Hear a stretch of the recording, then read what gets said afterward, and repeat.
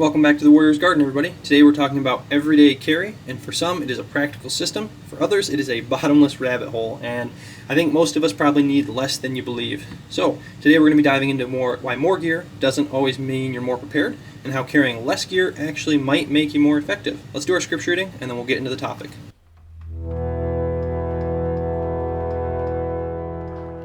Today's scripture reading comes from Galatians 6, verse 9. Let us not become weary in doing good, for at the proper time we will reap a harvest if we do not give up.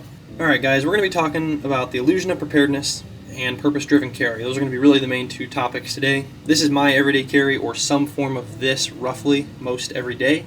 I'm not going to be going over everything here in depth because I have made videos on most of this stuff. I'll link all that up here so you guys can click through or watch one of them if you want to. I will say though, if you're looking to save some money, I do have some discount codes on some stuff like the tourniquet and affiliate links for Palm, different stuff like that. That'll all be linked down below, so if you want to support the channel or save yourself some money on some gear, check that out. But let's talk about why you're here. The illusion of preparedness is kind of where we're going to start. Because we've all been there. We've all bought the next must-have gadget, whether it's a knife or a flashlight, another pouch, whatever it is. But eventually that kind of turns your EDC into a drag, and we kind of get in the mindset of carrying gear with being... We confuse carrying gear with being prepared. And there's obviously a really big difference. Just because you have 5 knives on you doesn't mean you're a survivalist, and doesn't mean that you're anything special just because you have it. And that's kind of I think where a lot of people get confused, you know. You see the next best flashlight, or the next best pistol, or the next best red dot, or the next best tourniquet, or the next best X, Y, or Z, you name it. And I'm guilty of this too. You're like, man, if I just had that, that would make me so much better of a shot with my pistol, or that would make me so much more effective with that little bit brighter flashlight, or if I just had that, whatever, it would make me this, it would make me more prepared. And it won't. Most times it won't. Does having a red dot on my pistol make it a little easier to make follow-up shots? Absolutely. Are there people who would totally smoke me in shooting with irons? Absolutely, because they're more prepared and more practiced and more hours on that handgun. So don't get confused with more gear meaning you're more prepared. You're not. You're only as prepared as your training. You will eventually fall back onto the level of training that you have put into the gear that you actually carry. And when you have 9 million different things that you carry every single day, and you have 15 different versions of 15 different guns, and 15 versions of 15 different tourniquets, and whatever it is for you, it's very hard to become very good at all of those individual little things, whereas it's much, not that it's impossible, but it's much easier to become very good with this gun because this is what I carry every single day, no matter what. And it's very easy for me to become very proficient with whatever it is because that's what I carry and what I use. Some things are much more important, obviously. Don't get confused, guys, with buying more gear meaning you're more prepared. You're not. You're prepared. Your preparedness comes from you actually applying and using these things on a daily basis and practicing and training with them. Okay, so purpose-driven carry. Let's talk about that now. And actually kind of a little bit about the illusion of preparedness.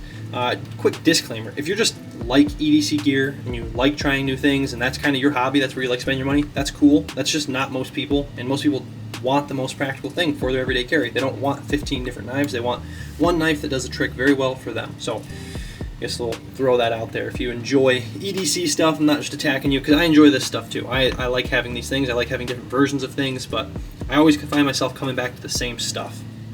So, alright, purpose-driven carry, guys. Your EDC should be built around your actual needs, not some fantasy scenarios. And while the poop hits the fan scenario stuff is legit, and I think you should be preparing for worst-case type things, there is a point of diminishing return, and there's a point where just focusing on what you actually need and what you actually use every single day is important still, especially with on-body stuff versus off-body stuff. We'll talk about that in a second. But what do you really use every day? A pocket knife, a pen, maybe a light. That's really your real everyday carry. And I think there's a small exception to this rule of using it every day. In my opinion, for what you have on your body, I think everybody should be carrying a firearm and medical equipment. You may not use that every single day. However, when you do need these, it is vitally important that you have them. Unlike carrying around the newest mini flat bar or titanium wrench, locking pliers, or 3 Gerber multipliers, whatever. Those are not vitally important at the moment that you need them, unlike these. If you find yourself needing those things every day, right? You find yourself needing the newest titanium flat bar in your pocket and you use it every single day, that's great. That's not most people though.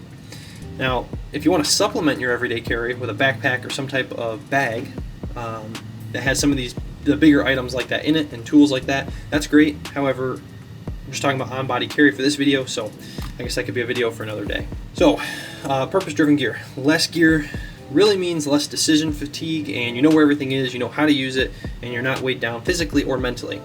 Taking out the couple things, actually real quick, if I'm not carrying my firearm because I can't and I need something other than that, I've been carrying pepper spray like this in my pocket or in these rush carry holsters, so there's that.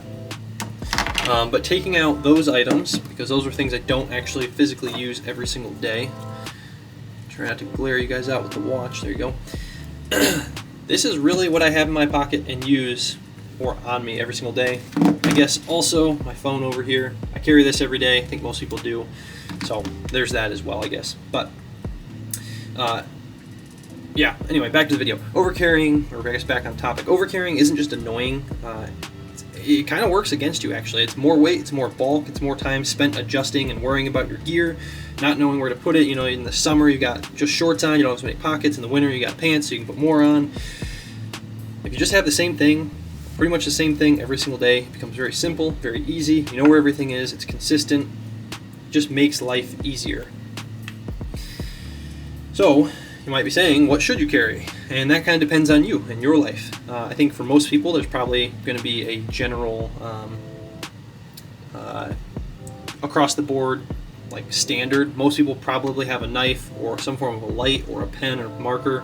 Most people probably carry a wallet, and that's kind of where I would generalize and say you probably need a cutting tool, you probably need a light source, you need your identification and money, so a phone, or excuse me, a wallet or whatever. You need a phone. I think you need a watch. I know some people, use their phone to tell time. I think having a watch is important. I think it looks nice. I think it also is less distracting than a phone, and it's less rude to look at, glance at your watch than it is to pull your phone out. But topic for another day. Obviously, like I mentioned, you need the medical and firearm, but for everyday use stuff. And then this is a little bit different. I carry a hanky, if you're wondering what this is. Most people probably don't carry these anymore, but I do, so it's out here. Anyhow, the key is to build your system around your reality, not someone else's YouTube loadout, including my own stuff. Just because you see this out here doesn't mean it's the best for you. And like I mentioned earlier with the poop hits the fan stuff, you're not building your everyday carry around a war zone fantasy. Again, if you got some off-body stuff in a bag, great, but your everyday, day-to-day is what you are building your carry off of. And that's not to say you can't draw ideas from somebody else, what gear is good or what's effective. I really like Streamlight. I would recommend them to people. Do I think everybody should carry one? No. If you like Olight, great. But just don't get things because other people say they're good or think they're cool. Get them because you actually find yourself needing them. If you don't carry a pocket flashlight right now and you think that your phone flashlight is fine and it works well for you, great. And you don't use it that often, great. Don't go buy one. However, if you find your phone flashlight to be inadequate, or you find that you don't like using it because you can't reach it into small spots or whatever, you can't attach it to your hat like you can this, well, great. Go buy yourself a pocket flashlight if you're finding yourself actually needing that thing frequently in your day-to-day. And that's kind of just going along the point of streamlining your kit. I would recommend you all go through your stuff, lay it all out, what you typically are carrying or have around, and ask yourself, have I used this in the past month? No, I haven't? Okay, great. I'm going to set it aside for now. I probably don't need it. If I find myself needing it daily all of a sudden, I'll add it back in. But consolidate where you can, and consolidate even tools in themselves. If you find that you like carrying everything all pushed together, you like having a multi-tool as opposed to just a single blade, that's great. Do that, but find what works for you and what does the job for you. Because everyday carry isn't about how much you can carry, it's about how well you carry. The quality over the quantity and the purpose-driven equipment. That is the big thing, purpose-driven stuff. I think a lot of people way overcomplicate the everyday carry. And a big portion of that is due to marketing and YouTube and people seeing all this stuff online. I think a lot of people could probably slim down their carry and be just as happy.